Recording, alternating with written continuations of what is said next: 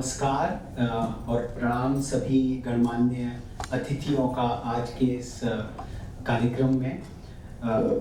एक देश में एक विधान एक निशान की बात कहने वाले डॉक्टर श्यामा प्रसाद मुखर्जी जी का बलिदान दिवस के रूप में आज हम इस कार्यक्रम को संयोजित कर रहे हैं।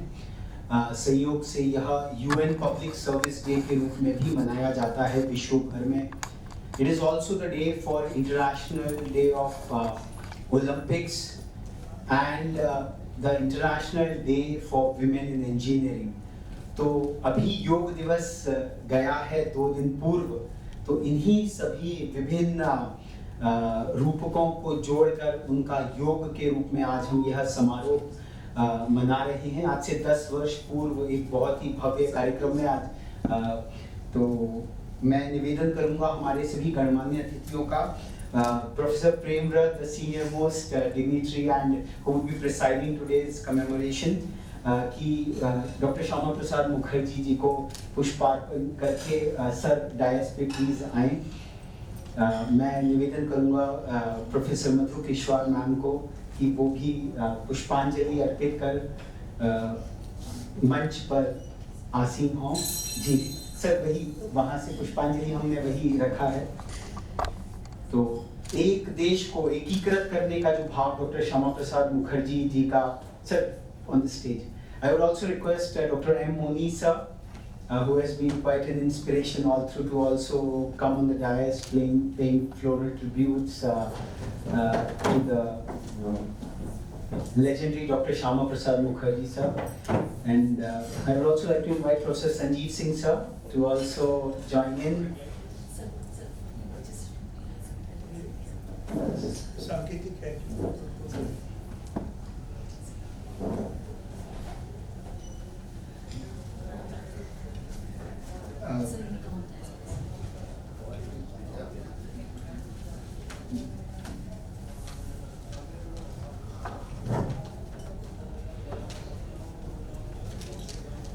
हमने आज का जो प्रतिपाद्य विषय रखा पब्लिक सर्विस और शिक्षा को जोड़कर, अभी कार्यक्रम की फॉर्मल प्रारंभ से पहले कुछ सत्संग प्रोफेसर प्रेमव्रत से चल रहा था, and how education has to be the foundation of a national narrative.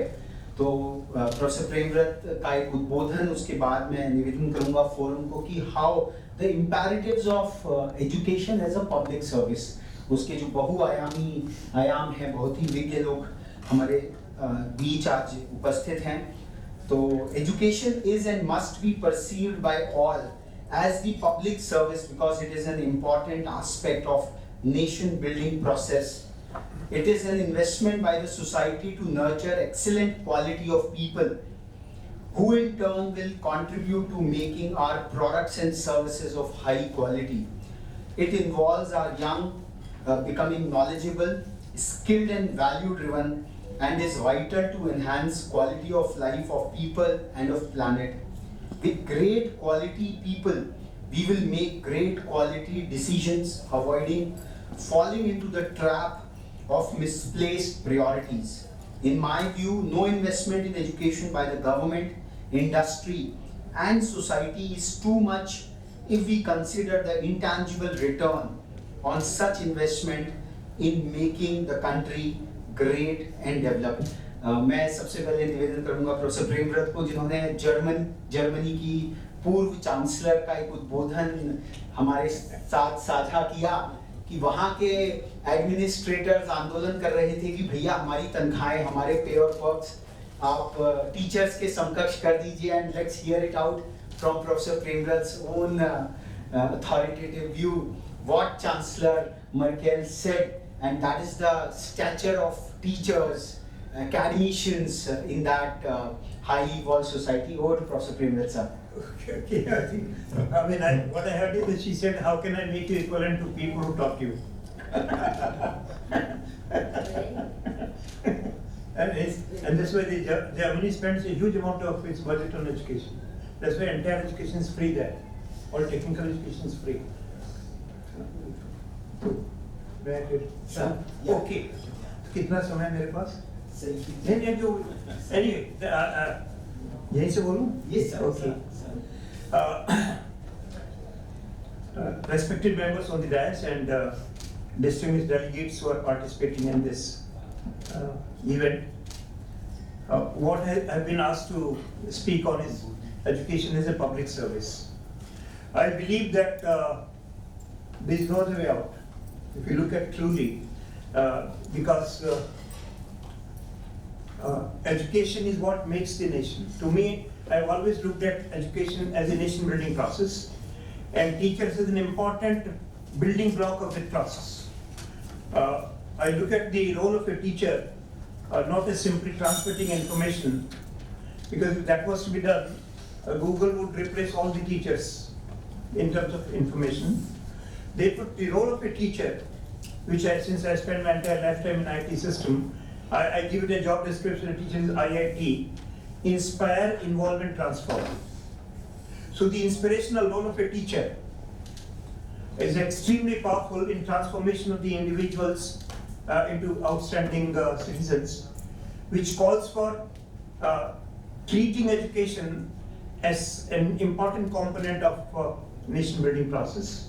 And unless the best and the brightest of the society join teaching and research as a first option, first career choice, this kind of transformation that we are expecting will perhaps not be coming. So in this case, what I wish to address some of the, since the topic of this is education as a public service, even if you look at the 17 SDGs, SDG number 4 deals with the quality education available to all. So here the inclusivity and quality of the education is an important component of the SDGs. Is SDG number 4 belongs to quality education, and since India has committed to meet the goals set by UN in the SDGs by 2030 at certain targets, unless we look at the quality education and spend efforts in this direction, perhaps we may not be able to. So I look at, now I differentiate education from knowledge. Maybe Hindi में शिक्षा और विद्या में जो फर्क है वो बहुत ही powerful है। शिक्षा एक नॉलेज है, और शिक्षा में अगर वैल्यूज आप डाल दीजिए, character, attitude, values, humility, that will make it vidya. So our objective in educational systems should be vidya rather than shiksha, which is again, if you look at the hierarchy from a computer information point of view, there is a hierarchy of information leading to knowledge, data leading to information, information leading to knowledge, and knowledge leading to wisdom. Most of our teaching learning processes are data driven, even called data sciences. Now data sciences by itself is not going to make you a great individual. Data processed in a manner which becomes relevant, it becomes an information. But information must lead to knowledge. Now most of the education ends up at knowledge level. But unless you convert that knowledge into wisdom, so knowledge plus values and attitudes, which makes education has to be value driven, and that's why our National Education Policy 2020 does talk about it. Integration of the good human values and professional ethics should be an important component of education, which indeed most educational institutions do not give it, because values are caught, not taught. Even if you have a course on value education, which I tried to do when I was last on the VTU, but expecting that one course would make a person value driven. So what you require, the entire contribution of the teachers, the society, the owners, the management, and the parents, all put together, contributing towards making the education as vidya, because sam vidya ya vimuktaye. Education, vidya should liberate you. Ya vidya dadat vinayam. If you look at, if simply knowledge was to be worshipped, Ravan was the most knowledgeable person. But that ego in him, what was it? So when we aim at vidya, we should not only talk about the knowledge. Unfortunately, our present educational system mostly either talks about the data or at best information.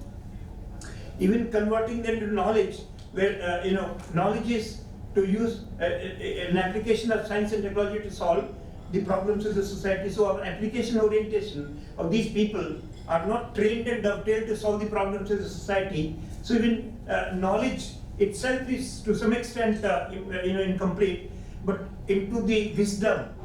Where, in my opinion, therefore, if you really want to make this country great, you have to focus on education, and that too at the wisdom level. That means our institutions must not be simply be talking about the technology and PPTs and equations and software.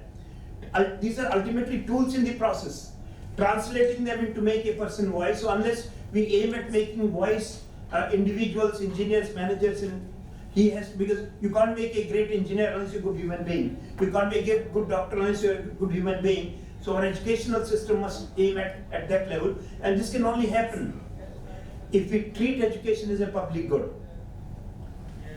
If we wind we wash our hands from education and leave it to the hands of totally private sector, as is happening in many of the, at least in the technical education sector, there is nothing wrong with this, because the amount of equity investment which the government cannot do maybe comes from the private sector too. That's why I believe, in my last sentence mentioned, any amount of investment from the government, industry and society. So don't expect the government alone to maybe 20% of the budget goes to education. But if you look at the education as a public service, the contribution of the parents, the society, the industry, all put together, because after all, and in that sense, the distinction between government and public institutions vanishes, because private institutions, because all of them are producing people for the society. And therefore this distinction should vanish, provided when we look at education as a public good, even if it's in private hands. Because if the private hands look at the education as a public service, then the investment they make is for developing, nurturing these people, and not for making money. So the business must come out of the ultimate purpose and goal of any private sector education, and that's where, even if the education is not given by government, at least regulations must ensure. So even a private sector contributes to education, the regulatory mechanism which comes from the government must ensure that it's treated as a public service, not in letter but in spirit. In letter, even the Supreme Court has made a clear ruling that education is not for profit.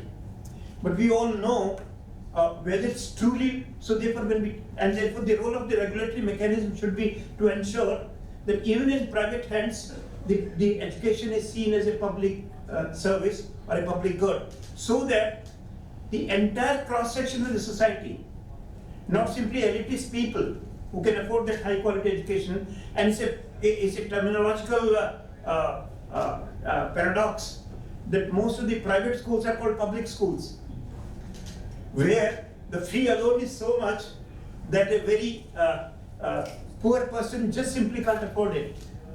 Therefore, you call it public school, but the public service must be an objective, and that's where I believe that the focus on, unfortunately, if you look at all the three education policies in the country, in 1968, when under Kothari Commission, and that made a major transformation in the higher education system, the Kothari Commission, but they budgeted 6% of the GDP on education.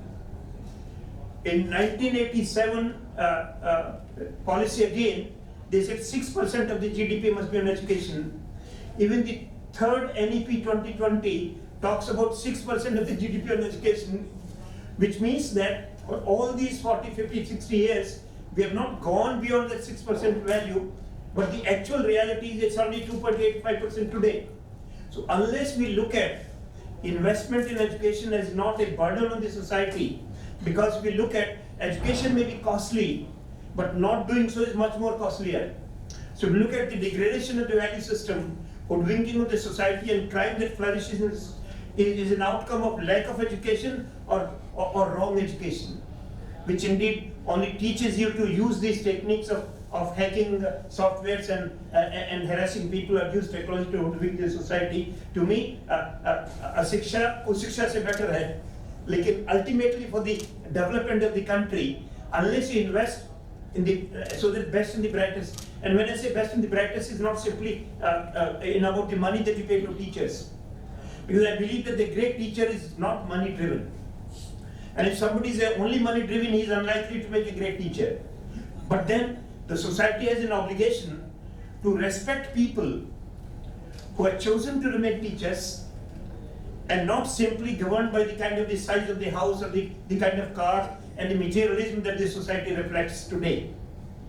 And the respect that comes to the society of the capacity to harm you rather than nurture you. If somebody can harm you, you salute him n times more than somebody who can nurture you. And this calls for a major change in transformational mindset of the society, the people, the parents, the government, and the bureaucracy. And unless you create that environment, perhaps we will be only paying lip service to education, and lip service cannot improve the intrinsic health of a person. It's only cosmetics. Education cannot be treated cosmetically. And therefore I believe that journey to quality starts with education and ends with education. The right kind of education, the holistic education, aiming at wisdom, aiming at inclusivity, and whether it's given by public or private, it must be seen as a public service, so that the entire country is afforded that education. In fact, if you look at my profile which is given, unless, I was born in a very poor family, and my father was a Pracharakari Samaj, he doesn't learn anything. My mother was illiterate. I was born in a kacha ghar with a thatched house.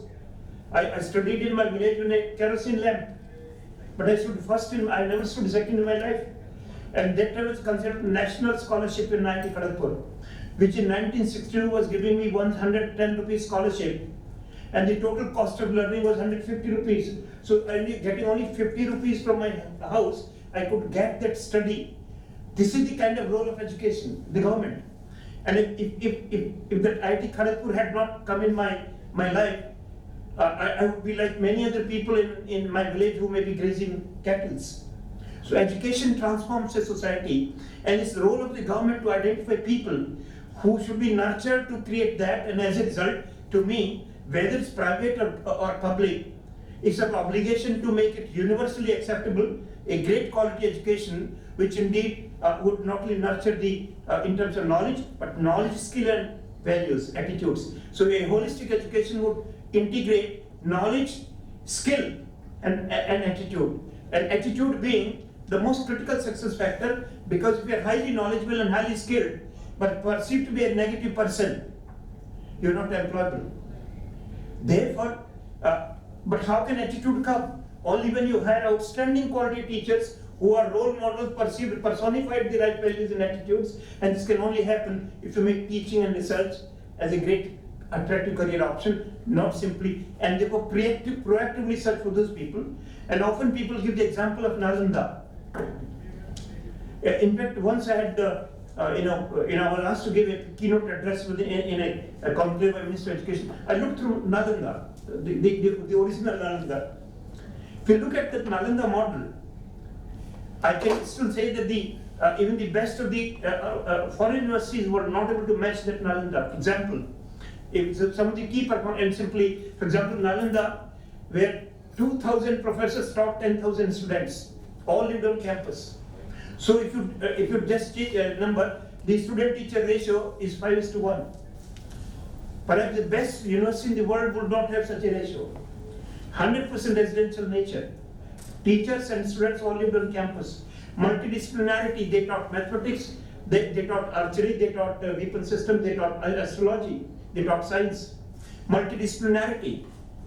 A global faculty and global students. Teachers were from from outside, students were from outside. And the focus on Guru Sishya. For example, if you oriented five students teacher, the library, there were 9 floors of the library which had 9 million books. You can imagine the resource, and when it was burnt by the invaders, it took 6 months for the books, the entire library to be totally burned. So focus on right resources to be, not that you start economizing on library, because now you can see all on Google. They were not cutting corners, and they were. But then look at the financial model of Nalanda. It's called Nalanda Vihar. About 100 villages in the vicinity of Nalanda. They were committed to all the resources in nurturing that university, and the rule was that even the revenue generated from these places will go to Nalanda and assure funding. And as a result, some of the key, if you look at these parameters, we simply need to recreate Nalanda-like environment instead of talking about it. And once I was talking to my students about the Nalanda, when we heard about Nalanda, he had the current Nalanda in mind, or maybe he said, yes sir, I heard there's some controversy about the appointment vice chancellor. If you look at that Nalanda that you only know for controversy and appointment of the vice chancellor, it's not the Nalanda that we aimed at. So what we need, that we don't need to copy from the rest of the world, just emulate your best practices that you had, where even the king would go before a teacher. So that is the kind of situation, and I believe if we can do that, that's the only way we can sustain as a society, as a nation, as a planet, because we will not be exploiting. With the right values would be a balanced concern for self and others. Today's major distortion in the value system is I may have utmost concern for self and very little concern for others.